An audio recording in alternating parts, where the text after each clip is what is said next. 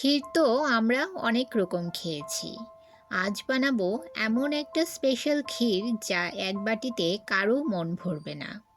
এই ক্ষীরটা দেখতে যতটা সুন্দর, খেতে ততটাই সুস্বাদু।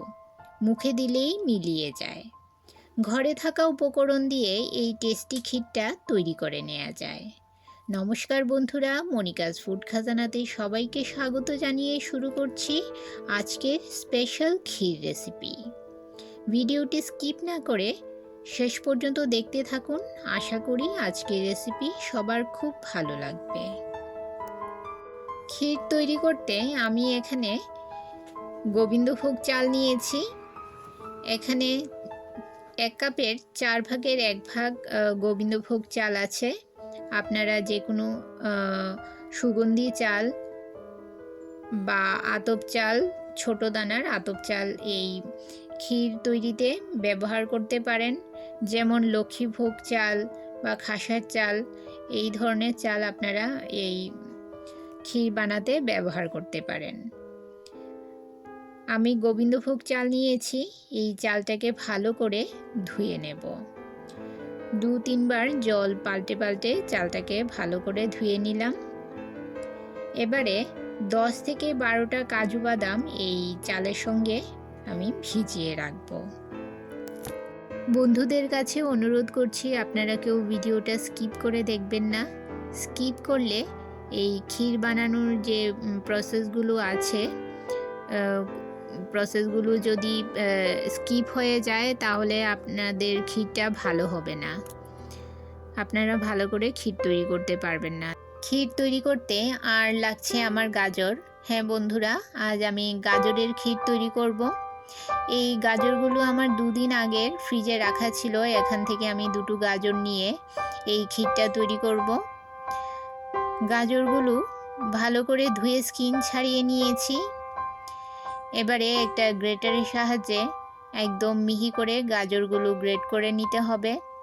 চেষ্টা করবেন যখন আপনারা ক্ষীর তৈরি করবেন, চেষ্টা করবেন গাজর যেন খুব ফ্রেশ হয়, একদম ফ্রেশ হয় আর লাল লাল হয়, তাহলে ক্ষীরটা দেখতে সুন্দর হবে।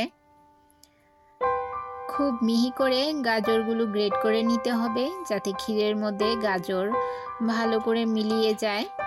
বড় করে গ্রেট করলে মুখে পড়বে গাজর আর খেতে ভালো লাগবে না।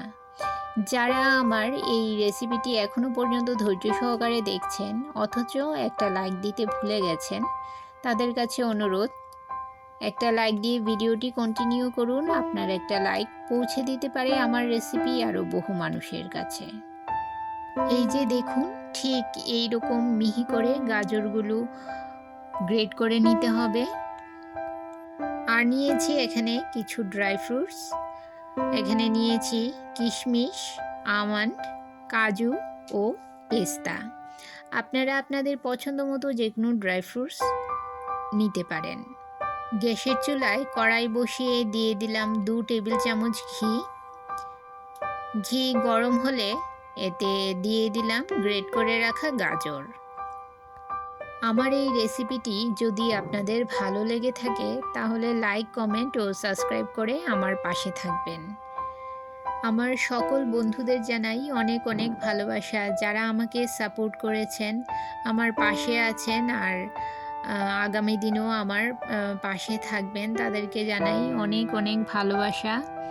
আর যারা আমার নতুন বন্ধু হয়েছেন তারা অবশ্যই 24 ঘন্টা অপেক্ষা করুন। 24 ঘন্টা পর আমি আসবো আপনার চ্যানেলটি ভিজিট করে আপনার পরিবারের সদস্য হওয়ার জন্য।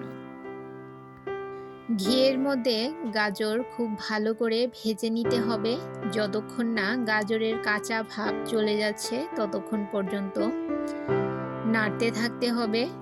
যখন গাজরটা নাড়তে নাড়তে ঝুরঝুরে হয়ে যাবে আর একটা সুন্দর কালার চলে আসবে, তার সঙ্গে একটা সুন্দর গন্ধ বের হবে, এই পর্যায়ে দিয়ে দেব দুধ। আমি এখানে আমুল তাজা নিয়েছি।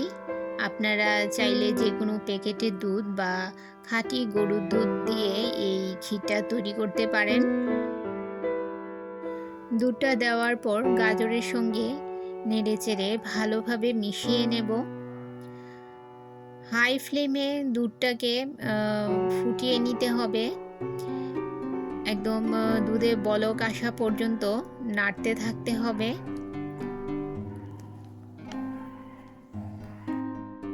দুধে বলক আসতে শুরু হয়েছে, এই পর্যায়ে এতে দিয়ে দেব ভিজিয়ে রাখা গোবিন্দভোগ চাল।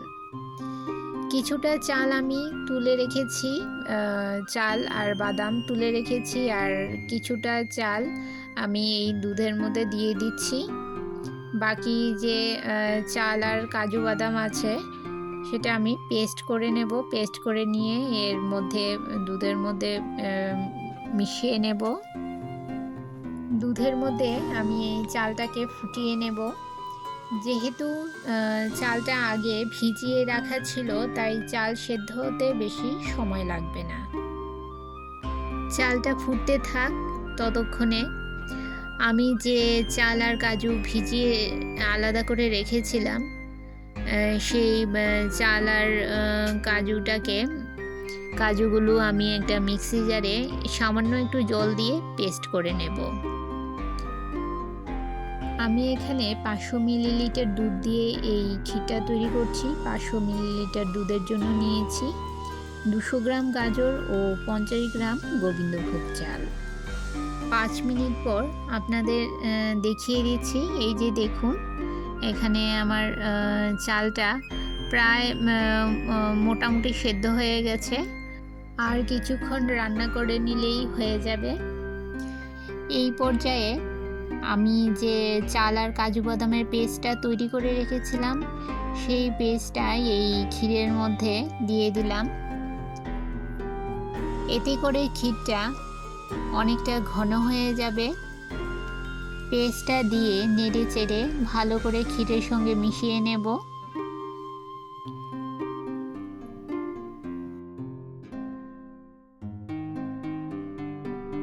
আমার আজকের এই গাজরের রেসিপিটি আপনাদের কেমন লাগলো অবশ্যই কমেন্ট করে জানাবেন, আর ভালো লাগলে শেয়ার করবেন আপনাদের আত্মীয় ও বন্ধুদের কাছে। এই যে দেখুন বন্ধুরা, চালের পেস্টটা দেওয়ার কিছুক্ষণের মধ্যেই দেখুন ক্ষীরটা কতটা ঘন হয়ে গেছে। ঠান্ডা হলে এই ক্ষীরটা আরও বেশি ঘন হয়ে যাবে, তখন খেতে একদম ফিরনির মতো হয়ে যাবে। তাই আমি এখানে আরও কিছুটা লিকুইড দুধ মিশিয়ে ক্ষীরটাকে একটু করে নিলাম, পাতলা করে নিলাম।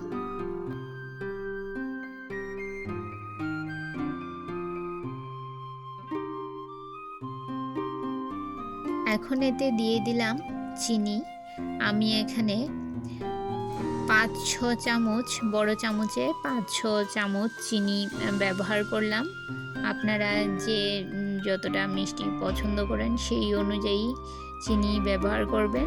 আমি একটু মিষ্টিটা একটু কম দিলাম। এবারে চিনিটাকে নেড়ে চেড়ে ভালো করে মিশিয়ে নিয়ে এতে আমি দিয়ে দেব ড্রাই ফ্রুটসগুলো। আমি এখানে কিশমিশ, কাজু, আমন্ড আর পেস্তা নিয়েছি। আপনারা আপনাদের পছন্দ মতো যে কোনো ড্রাই ফ্রুটস ব্যবহার করতে পারেন।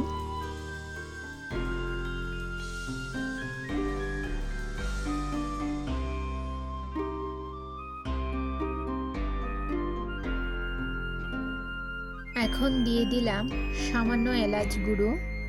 আমি এখানে 1 চামচের 4 ভাগের 1 ভাগ এলাচ গুঁড়ো নিয়েছি। সব কিছু নেড়ে চেড়ে মিশিয়ে নিয়ে আমি 5 মিনিট রান্না করে নেব। 5 মিনিট ঢাকা দিয়ে রান্না করে নেব।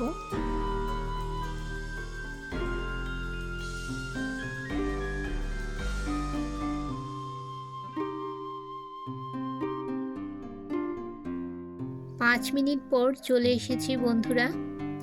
দেখুন আমার গাজরের ক্ষীর তৈরি হয়ে গেছে। এই ক্ষীরটা দেখতে যতটা সুন্দর, খেতে ততটাই সুস্বাদু। যারা আগে কখনো গাজরের ক্ষীর তৈরি করেননি, তারা একবার হলেও এই ক্ষীরটা তৈরি করে দেখবেন। খুবই সুস্বাদু হয় খেতে। ঠান্ডা হওয়ার পর দেখুন একদম ক্ষীরের পারফেক্ট টেক্সচার চলে এসছে। এবারে উপর থেকে কিছুটা ড্রাই ফ্রুটস দিয়ে আমি এই ক্ষীরটাকে সাজিয়ে নেব। এতে করে ক্ষীরটা দেখতে আরও বেশি সুন্দর লাগবে।